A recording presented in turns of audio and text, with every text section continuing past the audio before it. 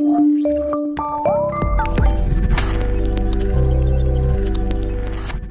वालेकुम students, welcome to Alhamd dynamic world. हम discuss करने जा रहे हैं अपना यूनिट 7 का लेक्चर नंबर 2। हम डिस्कस कर रहे हैं सर्कुलेटरी सिस्टम और आज हम डिस्कस करेंगे human heart, pumping organ human heart. Pumping organ heart जो है ये इम्पॉर्टेंट कंपोनेंट होता है सर्कुलेटरी सिस्टम का, क्योंकि यही वो ऑर्गन है जो कि सर्कुलेटिंग फ्लूइड यानी ब्लड को पंप करेगा और जब ये उसे पंप करेगा तो वो पूरी बॉडी के अंदर सर्कुलेट करेगा और मटेरियल्स को डिस्ट्रीब्यूट करेगा। तो हम डिस्कस करेंगे हार्ट को। हार्ट जो है ये इनक्लोज होता है एक चैम्बर के अंदर जिसे हम कहते हैं पेरिकार्डियल कैविटी। एक्चुअली हार्ट जो है इसके बाहर एक मेम्ब्रेन होती है जिसे हम कहते हैं पेरिकार्डियम, और पेरिकार्डियम जो है ये डबल मेम्ब्रेन है जिसके दरमियान में पोटेंशियल स्पेस होती है जिसके अंदर फ्लूइड है जिसे हम पेरिकार्डियल फ्लूइड कहते हैं। तो पेरिकार्डियम ये जो ब्लैक वाली है और इसके दरमियान में मौजूद जो फ्लूइड है पेरिकार्डियल फ्लूइड, ये दोनों हार्ट को प्रोटेक्ट करते हैं, ये हार्ट को ओवर एक्सटेंशन से बचाते हैं। अगर हम हार्ट के स्ट्रक्चर की बात करें, हार्ट के वॉल के स्ट्रक्चर की हम बात करें तो इसमें 3 लेयर्स हैं। सबसे आउटर होती है एपिकार्डियम, उसके बाद है मायोकार्डियम और उसके बाद है एंडोकार्डियम। मायोकार्डियम जो है ये बनी होती है कार्डियक मसल्स की। कार्डियक मसल्स जो हैं इनका स्ट्रक्चर स्केलेटल मसल्स के जैसा ही होता है। वहां पर रेगुलर स्ट्राइएशंस होती हैं, यहां पर बस रेगुलर स्ट्राइएशंस नहीं होती। दूसरी चीज ये है कि वहां पर अगर आप मसल को स्ट्रक्चर देखें और यहां पर मसल का स्ट्रक्चर देखें तो आप देखेंगे कि कार्डिक जो मसल होते हैं ये ब्रांच्ड होते हैं और इनके अंदर एग्जिस्ट करती हैं इंटरकलेटेड डिस्क। वो इंटरकलेटेड डिस्क जो हैं वो पूरे के पूरे मसल को एक यूनिट के तौर पर फंक्शन करवाती हैं। ठीक है, तो बाकी की जो कॉम्पोजिशन है वो सेम होगी, यानी कार्डिक मसल के अंदर भी वही मायोफिब्रिल और मायोफिलामेंट होंगे जो कि मायोसिन और एक्टिन के बने होंगे, यानी केमिकल कॉम्पोजिशन सेम होगी लेकिन अरेंजमेंट थोड़ी सी डिफरेंट होगी। और वो मैंने आपको बता दिया कि यहाँ पर ब्रांच्ड होंगे और साथ में इंटरकलेटेड डिस्क होंगी।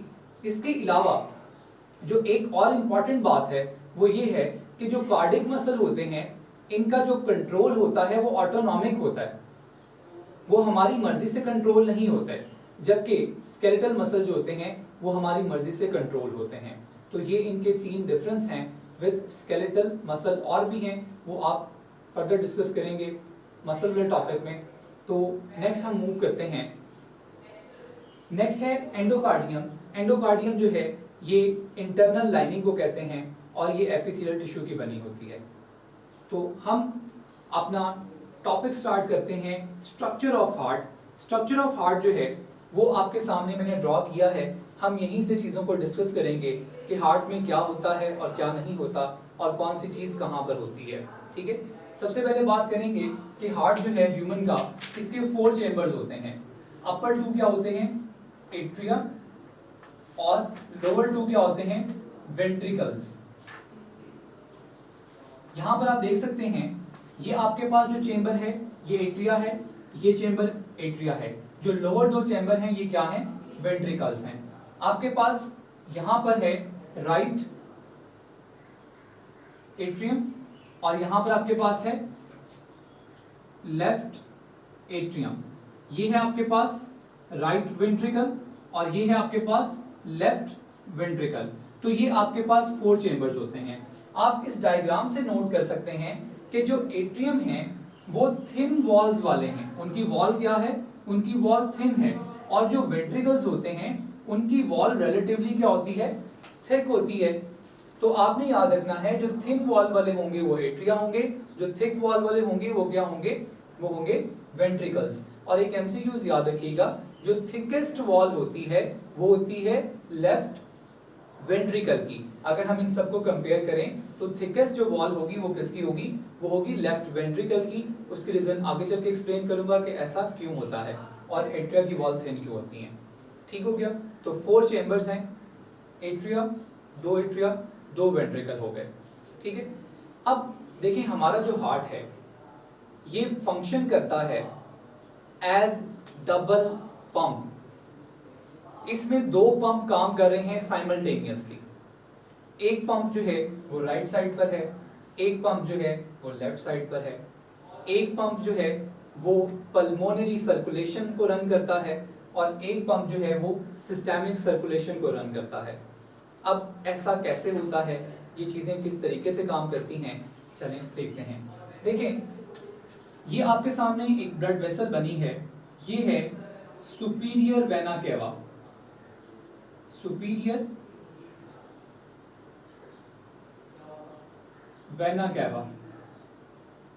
सुपीरियर वेना केवा जो है ये पूरी बॉडी की जो अपर साइड होती है, यानी आपकी जो शोल्डर है और जो हेड और नेक है, यहां से ब्लड को लेकर आती है। कहां पर लेकर आती है? ये लेकर आती है राइट एट्रियम के अंदर। ऑन दी अदर हैंड आप देखें, आपको यहां पर एक नीचे भी क्या नजर आ रही है? ब्लड वेसल नजर आ रही है। This is inferior vena cava. Inferior vena cava जो है ये बॉडी के लोअर पार्ट से ब्लड को लेकर आ रही है। देखिए जो ब्लड बॉडी से रिटर्न हो रहा है ये डीऑक्सीजनेटेड ब्लड होगा। कैसा ब्लड होगा?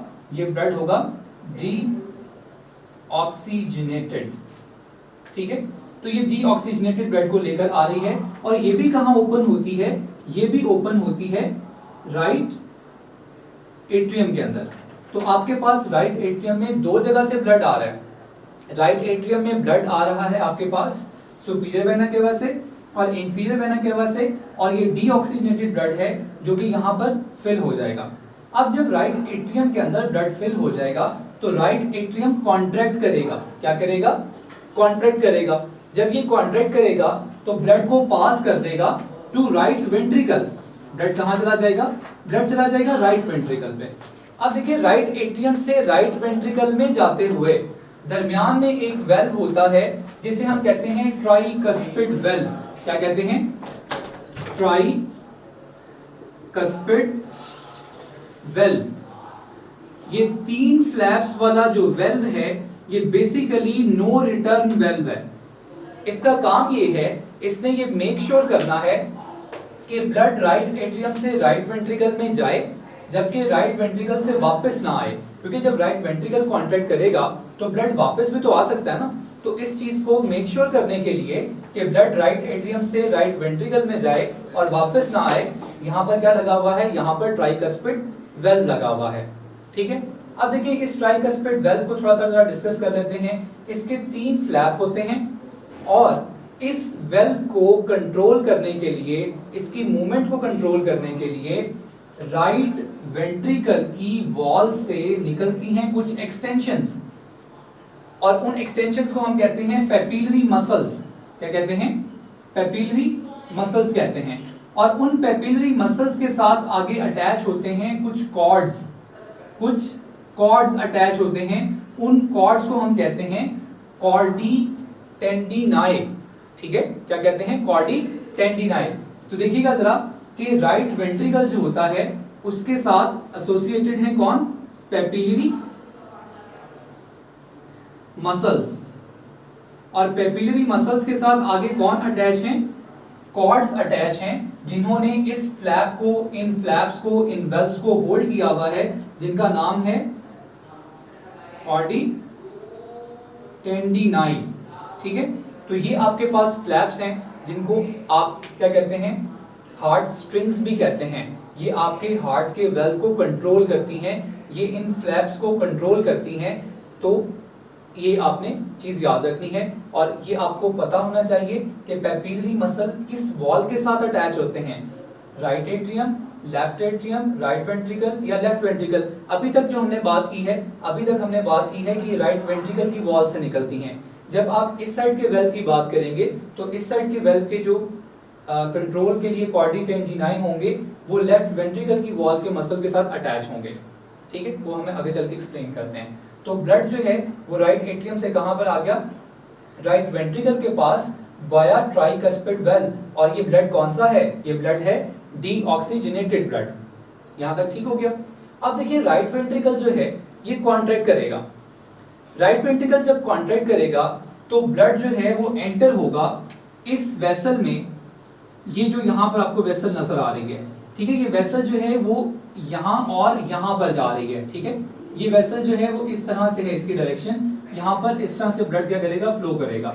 तो ये जो वेसल है इसको हम नाम देते हैं पल्मोनरी आर्टरी का। इसका नाम लेते हैं पल्मोनरी आर्टरी का। और ये वो आर्टरी है जिसमें डीऑक्सीजनेटेड ब्लड है। और अब आपको समझ आ गया होगा कि ऐसा हम क्यों कहते हैं, हम ऐसा क्यों पढ़ाया जाता है कि पल्मोनरी आर्टरी के अंदर डीऑक्सीजनेटेड ब्लड होता है। तो आप देखें सुपीरियर और इंफीरियर वेना केवा से डीऑक्सीजनेटेड ब्लड कहां पर आया, राइट एट्रियम में। राइट एट्रियम से जब कॉन्ट्रैक्शन हुई तो कहां चला गया, राइट वेंट्रिकल में। राइट वेंट्रिकल जब कॉन्ट्रैक्ट हुआ तो ब्लड कहां चला गया, पल्मोनरी आर्टरी के अंदर। और ये ब्लड को कहां पर लेके जाएगी, ये ब्लड को लेके जाएगी रिस्पेक्टिव लंग में। यहां से चला जाएगा ये राइट लंग में, वहां से चला जाएगा ये लेफ्ट लंग में, ठीक है। तो ये ऑक्सीजनेशन के लिए कहां पर पहुंच गया, लंग्स में पहुंच गया। अब जब ब्लड लंग्स में जाता है तो क्या होता है, जब ब्लड लंग्स में जाता है तो उसे ऑक्सीजन मिलती है, वो ऑक्सीजनेशन के लिए वहां पर जाता है। जब ऑक्सीजन मिल जाती है तो क्या होता है, जब ऑक्सीजन मिल जाती है तो वो वापस आता है हार्ट के पास, ठीक है। और वो वापस किसके थ्रू आता है, वो वापस आता है पल्मोनरी वेन्स के थ्रू। किसके थ्रू आता है, पल्मोनरी वेन्स। आप देखें आपके पास यहां पर भी हैं, यहां पर भी हैं पल्मोनरी वेन्स। तो पल्मोनरी वेन्स के थ्रू ऑक्सीजनेटेड ब्लड कहां पर आ जाएगा, ये आ जाएगा वापस हार्ट में। लेकिन हार्ट की किस साइड पर, लेफ्ट एट्रियम में आएगा। आप यहां पर जरा एक छोटी सी चीज नोटिस करें कि पहले सुपीरियर और इंफीरियर वेना केवा ने ब्लड को कहां फिल किया, राइट एट्रियम के अंदर, यानी कि हार्ट को ब्लड रिसीव हो गया। उसके बाद वो ब्लड कहां गया, राइट वेंट्रिकल के पास। उसके बाद वो चला गया लंग्स के पास, और लंग्स से वापस कहां पर आ गया है, हार्ट में। तो क्या ब्लड ने एक साइकिल कंप्लीट किया कि नहीं, हार्ट से निकलकर वापस हार्ट में आया या नहीं। ये जो हार्ट से निकलकर वापस हार्ट में आया है ये एक साइकिल है। और क्योंकि इसमें लंग्स इन्वॉल्व हैं तो ये पल्मोनरी सर्कुलेशन होती है। ये कौन सी सर्कुलेशन होती है, पल्मोनरी सर्कुलेशन होती है। और इसे कंट्रोल कर रहा है, इसे राइट साइड आपकी कंट्रोल कर रही होती है। ठीक हो गया, यहां तक डन हो गया।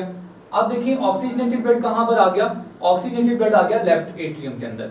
अब लेफ्ट एट्रियम भी क्या करेगा, कॉन्ट्रैक्ट करेगा। जब ये कॉन्ट्रैक्ट करेगा तो ब्लड कहां चला जाएगा, लेफ्ट वेंट्रिकल में वाया बाइकस्पिड वेल्व। यहां पर कौन सा वेल्व है, यहां पर है बाइकस्पिड वेल्व। भाई वहां पर क्या था, ट्राइकस्पिड, यहां पर क्या है, बाइकस्पिड। यहां 2 फ्लैप्स हैं, यहां पर 3 फ्लैप्स होते हैं, ये आपने याद रखना है। ठीक हो गया। अब देखिए इनको कंट्रोल करने के लिए भी क्या होगा, लेफ्ट वेंट्रिकल की वॉल की एक्सटेंशंस होंगी जिन्हें कहेंगे पैपिलरी मसल्स, और उनके साथ अटैच होंगे कॉर्ड्स जिन्हें हम कहेंगे कॉर्डी टेंडिनाई। डन हो गया। तो ब्लड कहां पर पहुंच गया, लेफ्ट एट्रियम से लेफ्ट वेंट्रिकल के पास पहुंच गया वाया बाइकस्पिड वेल्व। अब देखिए लेफ्ट वेंट्रिकल जो है वो क्या करेगा, वो कॉन्ट्रैक्ट करेगा। जब वो कॉन्ट्रैक्ट करेगा तो ब्लड कहां एंटर हो जाएगा, एओर्टा के अंदर। कहां एंटर हो जाएगा, एओर्टा के अंदर। ये एओर्टा है, ठीक है, आप इसे यहां से ट्रेस कर सकते हैं। ये एओर्टा है और ये फिर हार्ट के पीछे चली जाती है, डॉर्सल एओर्टा बन जाती है, और ये यहाँ पर नीचे भी आपको नजर आ रही होगी। ठीक है, अगर मैं यहाँ पर डॉटेड लाइन लगाऊं तो ये यूं करके जाएगी, तो ब्लड जो है वो यहाँ पर इस तरह से मूव करेगा एओर्टा के अंदर। ठीक है, ये एओर्टा के अंदर जो है वो ब्लड चला गया और एओर्टा से फिर आगे वो पूरी बॉडी को डिस्ट्रीब्यूट हो जाएगा। अब यहाँ पर देखें, जहां से लेफ्ट एट्रियम कॉन्ट्रैक्ट हुआ और ब्लड कहां एंटर हुआ है, एओर्टा के अंदर। एओर्टा की जहां पर स्टार्ट है, एओर्टा का जहां पर बेस है, वहां पर से निकलती हैं कॉर्नरी ब्लड वेसल्स। और वो कॉर्नरी ब्लड वेसल्स क्या करती हैं, वो कॉर्नरी ब्लड वेसल्स जो हैं वो हार्ट को सप्लाई करती हैं ब्लड, हार्ट के मसल्स को ब्लड सप्लाई करती हैं, ऑक्सीजनेटेड ब्लड, ताकि हार्ट का मसल भी काम कर सके। हार्ट के मसल को भी तो ऑक्सीजनेटेड ब्लड चाहिए। तो फिर क्या होगा कि एओर्टा की बेस से क्या निकलेंगी, कॉर्नरी ब्लड वेसल्स निकलेंगी। ठीक हो गया। अब देखिए इसके बाद क्या होगा, इसके बाद एओर्टा जो है वो इस तरह कर्व हो जाएगी, इसे हम एओर्टिक आर्क कहते हैं। एओर्टिक आर्क जो होती है उसमें से आपको 3 बड़ी ब्रांचेस नजर आ रही होंगी। ये क्या करेंगी, ये सप्लाई करेंगी हेड और नेक वाले रीजन को सप्लाई करेंगी, ये शोल्डर्स को सप्लाई करेंगी। ठीक है। तो यहाँ पर आपके पास एओर्टिक आर्ट से 3 ब्रांचेस निकली, जिन्होंने सप्लाई किसको कर दिया, जिन्होंने सप्लाई कर दिया हेड को, नेक को और शोल्डर को सप्लाई कर दिया। इसके बाद ये एओर्टा गायब नहीं हुई, ये हार्ट के पीछे चली गई है और ये हमें हार्ट के नीचे नजर आती है। ठीक हो गया, इसे हम कहते हैं डॉर्सल एओर्टा। अब देखिए जो डॉर्सल एओर्टा है उससे ब्रांचेस निकलती हैं, और वो डिफरेंट ऑर्गन्स को सप्लाई करती हैं। जैसे कि उससे निकलेंगी जो ब्रांचेस उससे निकलेंगी उसमें आपके पास जो है वो मेसेंट्रिक आर्टरी आ जाएगी जो कि हमारे डाइजेस्टिव सिस्टम की तरफ चली जाएगी। रीनल आर्टरी आ जाएगी जो कि कहाँ चली जाएगी, किडनीज की तरफ चली जाएगी। गुनेडल आर्टरी आ जाएगी जो कि गुनेड्स को सप्लाई कर देगी। इसी तरीके से आगे चलते हुए हेपेटिक आर्टरी आ जाएगी जो कि लंग्स को सप्लाई कर देगी। आगे चलते हुए ये जो डॉर्सल एओर्टा है ये स्प्लिट हो जाएगी, ये 2 हिस्सों में डिवाइड हो जाएगी और ये जब डिवाइड होगी तो ये बनाएगी इलीक आर्टरीज। इलीक आर्टरी जो है वो कहाँ एंटर हो जाएंगी, लेग के अंदर, और फिर वो फर्दर डिवाइड होंगी तो पूरी टांग को क्या हो जाएगी, सप्लाई मिल जाएगी। ये आपने याद रखना है। ठीक हो गया, ये आपकी जो डिस्ट्रीब्यूशन है वो यहाँ तक पहुंच गई। लेकिन देखिए साइकिल कंप्लीट नहीं हुआ, साइकिल तब कंप्लीट होगा जब ये ब्लड वापस भी आएगा। अब ब्लड वापस कैसे आएगा जरा वो भी सुन लें। होगा ये कि टांगों से जो डीऑक्सीनेटेड ब्लड है वो इलीक वेन्स में आएगा और इलीक वेन्स मिलकर क्या बनाएगी, इंफीरियर वेना केवा। ठीक है, ये जो इंफीरियर वेना केवा हमने यहाँ पर मेंशन की है ये कैसे बनी है, इलीक वेन्स के मिलने से बनी है। और जब ये इंफीरियर वेना केवा ऊपर की तरफ मूव करेगी तो क्या होगा, जब ये ऊपर की तरफ मूव करेगी तो इसके अंदर छोटी छोटी ब्रांचेस ऐड होती जाएंगी, जैसे रीनल वेन ऐड हो जाएगी। ठीक है, इस तरीके से और ऊपर आएगी तो इसके अंदर डिफरेंट ऑर्गन से आने वाली जो वेन्स हैं वो क्या होती जाएंगी, ऐड होती जाएंगी। ठीक हो गया। एक चीज यहाँ पर इंपॉर्टेंट है और वो ये है कि डाइजेस्टिव सिस्टम से जो ब्लड वापस आता है वो डायरेक्टली इस वेना केवा का हिस्सा नहीं बनता, बल्कि क्या होता है कि हेपेटिक पोर्टल वेन के थ्रू वो ब्लड पहले जाता है लिवर में और उसके बाद लिवर उसे वापस करता है वाया हेपेटिक वेन। अब ऐसा क्यों है, ऐसा इसलिए है कि जो भी फूड हमने डाइजेस्ट किया होता है और उसके बाद उसको एब्जॉर्ब किया होता है उसके अंदर टॉक्सिक मटेरियल भी हो सकते हैं, उसके अंदर कुछ ऐसी चीजें भी हो सकती हैं जिनको रिमूव करना जरूरी है। तो इसीलिए ब्लड से, इसीलिए जो गट है वहां से ब्लड पहले कहाँ जाता है, लिवर में, और लिवर से वापस कहाँ पर आता है, फिर वो मेन सर्कुलेशन में आता है और हार्ट में आ जाता है। तो देखिए अब हमारी सर्कुलेशन एक साइड से पूरी हो गई। अपर साइड से जो ब्लड है वो कौन लेकर आएगा, सुपीरियर वेना केवा। यहाँ पर भी आप नोटिस करें कि लेफ्ट एट्रियम से ब्लड कहाँ पर गया, लेफ्ट वेंट्रिकल में, लेफ्ट वेंट्रिकल से गया एओर्टा के अंदर, एओर्टा से वो डिफरेंट ऑर्गन्स को सप्लाई हुआ, जैसे कॉर्नरी वेसल्स के थ्रू हार्ट को सप्लाई हुआ, वो इन आर्चेस के थ्रू हेड, नेक और शोल्डर्स को सप्लाई हुआ, वो डिफरेंट ब्रांचेस के थ्रू डिफरेंट ऑर्गन्स को सप्लाई होता गया और उसके बाद डिफरेंट जो वेन्स हैं उनके थ्रू ब्लड वापस आया। सो क्या बना आपके पास, इंफीरियर और सुपीरियर वेना केवा बनी और ब्लड वापस आ गया। अब एक साइकिल फिर से क्या हो गया है, कंप्लीट हो गया है। ये जो साइकिल कंप्लीट हुआ है इसे हम कहते हैं सिस्टेमिक सर्कुलेशन। और ये सिस्टेमिक सर्कुलेशन को कौन रन कर रहा है, इसे रन कर रहा है लेफ्ट साइड। तो इसका मतलब है हमारे पास 2 सर्कुलेशन एट अ टाइम चल रही होती हैं। एक होती है पल्मोनरी सर्कुलेशन। पल्मोनरी सर्कुलेशन वो होती है जिसके अंदर जो आपका ब्लड है वो मूव करता है हार्ट से लंग्स पे और लंग्स से वापस हार्ट में आता है। और दूसरी होती है सिस्टेमिक सर्कुलेशन। सिस्टेमिक सर्कुलेशन में जो ब्लड है वो हार्ट से निकलकर जाता है डिफरेंट बॉडी ऑर्गन्स के पास और बॉडी ऑर्गन्स से निकलकर फिर वापस वो हार्ट के पास आ जाता है। ये सिस्टेमिक सर्कुलेशन है। यहाँ तक डन हो गया। एक छोटा सा एमसीक्यूज है वेल्व्स के हवाले से कि वेल्व्स जो हैं वो हार्ट में कितनी तरह के होते हैं। हार्ट में जो एक तरह के वेल्व होते हैं वो होते हैं जो राइट एट्रियम और राइट वेंट्रिकल के दरमियान में होते हैं, जो कि ट्राइकस्पिड और बाइकस्पिड वेल्व है। इसके अलावा एक और तरह के वेल्व भी होते हैं और उन्हें हम कहते हैं सेमील्यूनर वेल्व। ये वेल्व आपको कहाँ पर मिलते हैं, ये वेल्व आपको मिलते हैं पल्मोनरी ट्रंक के बेस पे, जहां से पल्मोनरी ट्रंक स्टार्ट होती है वहां पर मिलते हैं। और दूसरा ये आपको मिलते हैं एओर्टा की बेस पे। और याद रखिएगा इनका काम भी वही होता है जो कि बाइकस्पिड और ट्राइकस्पिड का है। जैसे बाइकस्पिड और ट्राइकस्पिड जो है वो ब्लड के बैक फ्लो को रोकते हैं, वैसे ही ये सेमील्यूनर वेल्व भी करते हैं, बैक फ्लो को रोकते हैं। ये आपने याद रखना है, ठीक है। तो हार्ट का जो स्ट्रक्चर है अलॉन्ग विद फंक्शन वो हमारा क्या हो गया, कंप्लीट हो गया। याद रखें कि हार्ट किस तरीके से सर्कुलेशन कंप्लीट करता है। आप एक साइड से स्टार्ट करेंगे तो आपके लिए इजी हो जाएगा। पहले पल्मोनरी सर्कुलेशन को ट्रेस करेंगे आप, और उसके बाद आप सिस्टेमिक सर्कुलेशन को ट्रेस करेंगे। ठीक है जी, नेक्स्ट मूव करते हैं। नेक्स्ट हमने डिस्कस करना है कार्डियक साइकिल। ये जो हमने सारे इवेंट्स पढ़े हैं ये किस तरह से पॉसिबल हैं, ठीक है, ये किस तरह से हो रहे हैं, तो इनकी हम थोड़ी सी जरा डिटेल देखते हैं। देखिए सबसे पहले क्या होता है, सबसे पहले होता है कार्डियक डायस्टोल। कार्डियक डायस्टोल, या फिर इसे दूसरा नाम दिया जाता है रिलैक्सेशन फेज का। ये वो फेज है जिसमें हार्ट क्या कर रहा होता है, जिसमें हार्ट रिलैक्स कर रहा होता है। ठीक है, क्या मतलब, मतलब ये है कि हार्ट के मसल्स रिलैक्स करेंगे, एट्रिया की वॉल भी रिलैक्स करेंगी और वेंट्रिकल की वॉल भी रिलैक्स करेंगी।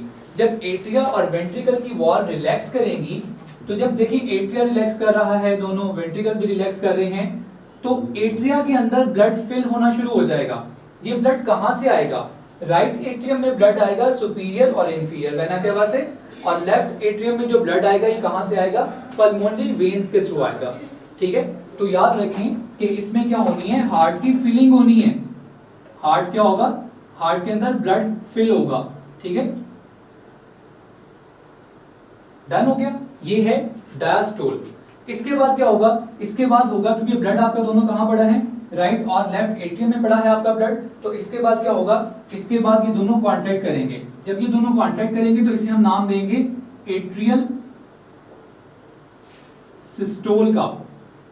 ठीक है, एट्रियल सिस्टोल होगा, दोनों एट्रिया कांटेक्ट करेंगे। अब जरा देखें, एट्रिया ने कांटेक्ट करके ब्लड को कहां पर पहुंचाना है, वेंट्रिकल्स में। वेंट्रिकल्स तो बिल्कुल साथ पड़े हैं, इसलिए यहां पर वॉल्स क्या हैं, थिन वॉल्स होती हैं। इन्होंने बहुत ज्यादा प्रेशर जनरेट नहीं करना, इन्होंने थोड़ा सा प्रेशर जनरेट करना है, और ब्लड कहां आ जाएगा, एट्रिया से वेंट्रिकल पे आ जाएगा। तो एट्रियल सिस्टोल में क्या होगा, एट्रियल सिस्टोल में एट्रिया कांटेक्ट करेंगे, और एट्रिया की कांटेक्ट करने से क्या होगा, एट्रिया एम्प्टी हो जाएंगे। ठीक हो गया, और अब ब्लड कहां पहुंच गया, अब ब्लड पहुंच गया वेंट्रिकल के पास। तो अब क्या आएगा, अब आएगा वेंट्रिकुलर सिस्टोल। एक दफा जब वेंट्रिकल्स में ब्लड पहुंच गया तो वेंट्रिकल्स ने कॉन्ट्रैक्ट करना है। अब वेंट्रिकल्स जब कॉन्ट्रैक्ट करेंगे, वेंट्रिकल्स जब क्या करेंगे, कॉन्ट्रैक्ट करेंगे, तो देखिए क्या होगा, वेंट्रिकल्स के कॉन्ट्रैक्ट करने से ब्लड एंटर हो जाएगा पल्मोनरी आर्टरी के अंदर और एओर्टा के अंदर। ये तो एक बात हो गई। दूसरी बात ये है कि जब वेंट्रिकल्स कॉन्ट्रैक्ट करेंगे तो बाइकस्पिड और ट्राइकस्पिड वेल्व क्लोज होंगे, और जब ये क्लोज होते हैं तो इससे एक साउंड प्रोड्यूस होता है जिसे हम लब साउंड कहते हैं। वो आप सुनते हैं ना, लब डब साउंड जो इसे हम कहते हैं। तो जो लब साउंड होता है वो किसकी वजह से होता है, वो होता है बाइकस्पिड और ट्राइकस्पिड की वजह से। तो देखें जी, ब्लड कहां पर पहुंच गया, पल्मोनरी आर्टरी में और एओर्टा में पहुंच गया। और एक दफा जब ये ब्लड पहुंच जाएगा पल्मोनरी आर्टरी में और एओर्टा में, तो हार्ट फिर से रिलैक्स होगा, और जब हार्ट फिर से रिलैक्स होगा तो उस दौरान सेमी ल्यूनर वेल्व क्या करेंगे, ये क्लोज होंगे, और इनके क्लोज होने से डब साउंड आएगा। तो आपके जो दो साउंड हैं वो क्या हो गए, कंप्लीट हो गए। याद रखें, जो हार्ट के साउंड होते हैं ये वेल्व्स के क्लोज होने की वजह से होते हैं। लब साउंड जो होता है वो होता है due to closure of bicuspid and tricuspid, और जो डब साउंड होता है ये होता है due to closure of semi lunar valve. कौन से semi lunar, pulmonary semi lunar and aortic semi lunar valve, उनकी वजह से ही होता है। ठीक है, इसमें जो आपके पास टोटल टाइम कार्डिक साइकिल का है वो है 0.8 सेकंड, 0.8 सेकंड। जो कार्डिक डायस्टोल है, रिलैक्सेशन है, इसके लिए जो टाइम रिक्वायर्ड होता है वो होता है 0.4 सेकंड। एट्रियल सिस्टोल के लिए जो टाइम रिक्वायर्ड होता है वो होता है 0.1 सेकंड, और वेंट्रिकुलर सिस्टोल के लिए जो टाइम रिक्वायर्ड होता है वो होता है 0.3 सेकंड। तो ये टोटल जो टाइम आपके पास बनता है कार्डिक साइकिल का वो बनता है 0.8 सेकंड। ठीक है, और कहा जाता है कि एक जो ह्यूमन है उसकी लाइफ के दौरान जो हार्ट है वो 2.5 बिलियन टाइम से करता है, बीट करता है। ये जस्ट एक इंफॉर्मेशन है, ये आपने याद रखनी है। हमारा जो नेक्स्ट टॉपिक है वो है मैकेनिज्म ऑफ हार्ट एक्साइटेशन। देखिए, एक सिंपल सी चीज याद रखें कि मसल सिर्फ तभी कॉन्ट्रैक्ट करते हैं जब उन्हें एक्साइट किया जाता है। अब वो एक्साइटेशन जो है वो अपने आप भी वो इनिशिएट कर सकते हैं या फिर हमारे ब्रेन मैसेज देते हैं। स्केलेटल मसल की जो एक्साइटेशन है वो हमारे ब्रेन के मैसेजेस की वजह से होती है, जबकि क्योंकि हार्ट की जब हम बात करते हैं तो हार्ट का कंट्रोल हमारे ब्रेन के पास नहीं है, तो हार्ट खुद ब खुद क्या करता है, अपने लिए करंट जनरेट करता है, एक्साइटेशन जनरेट करता है और उसके बाद कॉन्ट्रैक्ट करता है। ये चीजें किस तरह से होती हैं तो देखते हैं। देखिए, एक स्ट्रक्चर है जिसका नाम है SA नोड या फिर आप इसे साइनोएट्रियल नोड भी कहते हैं। साइनोएट्रियल नोड जो है ये प्रेजेंट होता है on the upper side of right atrium. ठीक है, राइट एट्रियम की वॉल की जो अपर साइड होती है वहां पर क्या होता है, वहां पर होता है SA नोड, यानी साइनोएट्रियल नोड वहां पर प्रेजेंट होता है। साइनोएट्रियल नोड जो है ये करंट जनरेट करता है, ये एक्साइटेशन का जिम्मेदार है। ठीक है, और क्योंकि ये एक्साइटेशन करवाता है तो इसीलिए इसे हम पेस मेकर भी कहते हैं। एक दफा जब यहां पर ऐसे नोड पर करंट जनरेट हो जाएगा तो क्या होगा, ये करंट स्प्रेड होगा। कहां स्प्रेड होगा, ये करंट स्प्रेड होगा एट्रिया की वॉल्स पे। कहां स्प्रेड होगा, एट्रिया की वॉल्स पे, या आप यूं कह लें कि एट्रिया के जो मसल हैं उनके ऊपर ये करंट स्प्रेड हो जाएगा। देखिए, जब उनके ऊपर ये करंट स्प्रेड होगा तो ऑब्वियसली हार्ट के मसल एक्साइट हो जाएंगे, वो कॉन्ट्रैक्ट करेंगे, और जब वो कॉन्ट्रैक्ट करेंगे तो ब्लड कहां चला जाएगा, ब्लड चला जाएगा लेफ्ट एट्रियम में और राइट एट्रियम में। इसी चीज का नाम एट्रियल सिस्टोल होता है। दूसरा जो इंपॉर्टेंट स्ट्रक्चर होता है वो होता है AV नोड या एट्रोवेंट्रिकुलर नोड। ये एट्रिया और वेंट्रिकल के कह लें बॉर्डर पर होता है, इसे हम एट्रोवेंट्रिकुलर नोड कहते हैं। ठीक है, यहाँ पर ये जो आपके पास स्ट्रक्चर है दिस इज AV नोड। ठीक है, ये जो स्ट्रक्चर है इसे हम AV नोड कहते हैं। तो ऐसे नोड के पास करंट जनरेट हुआ, ये करंट स्प्रेड हुआ कहां पर, एट्रिया पर। अब उसके बाद ये करंट यहां से ट्रेवल कर जाएगा कहां पर, AV नोड पर। AV नोड पर ये जाएगा तो वहां पर ये थोड़ी देर के लिए क्या होगा, रुक जाएगा, वहां पर छोटा सा एक डिले आएगा और इस डिले का टाइम कितना होता है 0.15 सेकंड। ठीक है, करंट रुक रहा है, करंट स्टे कर रहा है कहां पर, AV नोड पर। अगर करंट AV नोड पर स्टे नहीं करेगा तो क्या होगा, करंट ऐसे नोड से आएगा एट्रिया की मस्कुलेचर पे, वहां से जाएगा AV नोड पे और AV नोड से फौरन कहां पहुंच जाएगा, दोनों वेंट्रिकल्स की वॉल पे पहुंच जाएगा। अभी वेंट्रिकल्स फिल भी नहीं हुए होंगे कि हार्ट कॉन्ट्रैक्ट हो जाएगा, वेंट्रिकल्स कॉन्ट्रैक्ट हो जाएंगे। तो अगर ये फिलिंग से पहले ही कॉन्ट्रैक्ट हो गए तो क्या होगा, ब्लड प्रॉपर सप्लाई नहीं होगा। तो इसीलिए AV नोड पर जब करंट पहुंचता है तो वहां पर थोड़ी देर के लिए रुक जाता है, इसे हम कहते हैं डिले। ये 0.1 सेकंड का है और एक दफा जब AV नोड पे ऊपर ये डिले का टाइम पूरा हो जाएगा तो AV नोड से ये करंट जो है इसे स्प्रेड करवा दिया जाएगा वेंट्रिकल की वॉल्स पे। ठीक है, तो वेंट्रिकल की वॉल पे जब करंट स्प्रेड हो जाएगा तो राइट और लेफ्ट वेंट्रिकल करेंगे साइमल्टेनियसली कॉन्ट्रैक्ट करेंगे, तो उससे ब्लड जो है वो डिस्ट्रीब्यूट हो जाएगा, लंग्स तक पहुंच जाएगा, दूसरा पूरी बॉडी में पहुंच जाएगा। तो जरा इस साइकिल को दोबारा देख लें। ऐसे नोड से करंट जाएगा कहां पर, एट्रिया की वॉल पे, एट्रिया की वॉल से वो जाएगा AV नोड पे, AV नोड पे थोड़ा सा डिले आएगा और उसके बाद वो वेंट्रिकल की वॉल पे या वेंट्रिकल्स के मसल्स पे या वेंट्रिकल्स के मस्कुलेचर पे स्प्रेड होगा, उससे वेंट्रिकल्स कॉन्ट्रैक्ट करेंगे और इस तरीके से आपका जो हार्ट का साइकिल है वो क्या हो जाएगा, कंप्लीट हो जाएगा। पहले एट्रियल सिस्टोल होगा, वेंट्रिकुलर सिस्टोल होगा और उसके बाद क्या हो जाएगा, रिलैक्सेशन यानी डायस्टोल हो जाएगा। ठीक है, अब ये जो इलेक्ट्रिकल एक्टिविटी हुई है, ये जो करंट जनरेट हुआ है ऐसे नोड के थ्रू और फिर वो स्प्रेड हुआ, पहले एट्रिया के ऊपर, फिर AV नोड के पास गया, फिर वेंट्रिकल के ऊपर स्प्रेड हुआ, ये करंट एक्चुअली आपकी बॉडी के ऊपर भी आता है, ये आपकी बॉडी की वॉल के ऊपर भी ये करंट होता है और इसे बहुत ही सेंसिटिव इलेक्ट्रोड क्या करते हैं, मेजर कर सकते हैं। जब वो इस करंट को मेजर करते हैं तो इस करंट को मेजर करने पर एक ग्राफ बनता है जिसको हम इलेक्ट्रोकार्डियोग्राम का नाम देते हैं या जिसे हम आम जुबान में ECG भी कहते हैं। अब ECG जो है ये सिंपली एक्सप्लेन करती है कि आपके हार्ट के मसल्स की एक्साइटेशन सही है या नहीं है, उनकी पेस ठीक है या नहीं है।